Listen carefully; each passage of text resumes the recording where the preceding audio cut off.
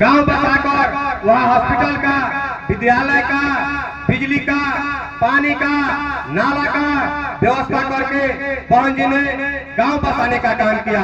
इस तरह से यूपी में बहन जी ने अपने सरकार में बनाकर दिखाया कि किस तरह का राम राज्य जो कहा जाता है उस तरह का राम राज्य का स्थापना हुआ।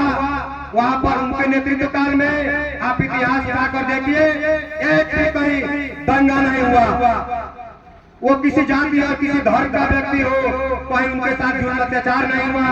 अगर किसी भाई किसी गरीब के साथ कहीं जुल्म अत्याचार हुआ, अगर वह व्यक्ति थाने में गया तो उनके साथ मान सम्मान के साथ बिठाकर और उनका रिपोर्ट लिखकर और अभिनव कार्रवाई करने का वहाँ के तहसीलदारों ने काम किया।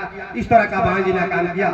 लेकिन यहाँ तो आए दिन प्रतिदिन राजधानी से लेकर और हर जिला में जुल्म अत्याचार का ग्राफ बढ़ते जा रहा है। कहीं हमारी बेटी बहनों के साथ इज्जत लूटा जा रहा है, कहीं दिन दहाड़े अपराधी खुलेआम हत्या कर रहे हैं, गरीब भाइयों का जमीन लूटा जा रहा है और आप रिपोर्ट लिखाने थाना पर जा रहे हैं तो आपकी बात को नहीं सुना जा रहा है। हम लोग के बीच में अभी हम लोग के सामने एक युवा साथी बैठे हुए हैं, सुनील कुमार यादव जी आए अभी 1 महीना के भीतर ही।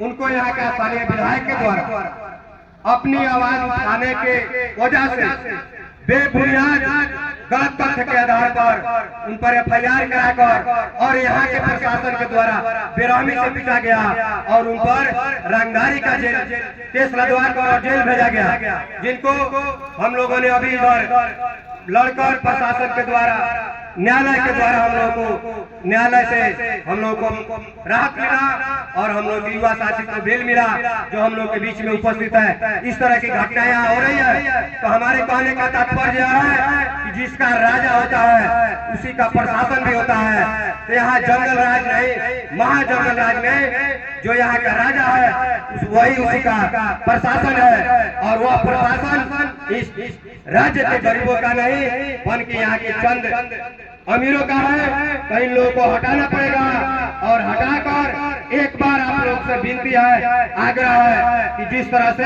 अगर आप लोग चाहते हैं कि उत्तर प्रदेश में बहुजन समाज पार्टी की सरकार बनी, बहन कुमारी मायावती जी ने मुख्यमंत्री बने और जिस तरह से वहाँ पर हर समाज के लोगों को मान सम्मान मिला, काम हुआ, बिहार में भी अगर इस तरह का काम हो तो आप लोगों से विनती है, आग्रह है कि चाबी आप लोगों के हाथ में है, बाबा साहब के दिए वोट का अधिकार आपके हाथ में है। अगर आप लोग चाहेंगे कि अगर बहुजन समाज पार्टी की एक बार सरकार बने, अगर अच्छे काम नहीं करेंगे तो चाबी आपके हाथ में है। दूसरे बार बहुजन समाज पार्टी को आप लोग यहाँ से उखाड़ फेंकिएगा। लेकिन एक बार आपसे पर्वत प्रार्थना है कि आप लोग एक बार बहुजन समाज पार्टी का चुनाव हाथी वाले नीला बटन को दबाकर यहाँ के जो बहन जी का जो आदेश हो, जो बहन जी को के द्वारा भेजा हुआ जो प्रत्याशी हो उनको विजयी बनाकर अब विधानसभा में भेजे और उत्तर प्रदेश के तौर पर यहाँ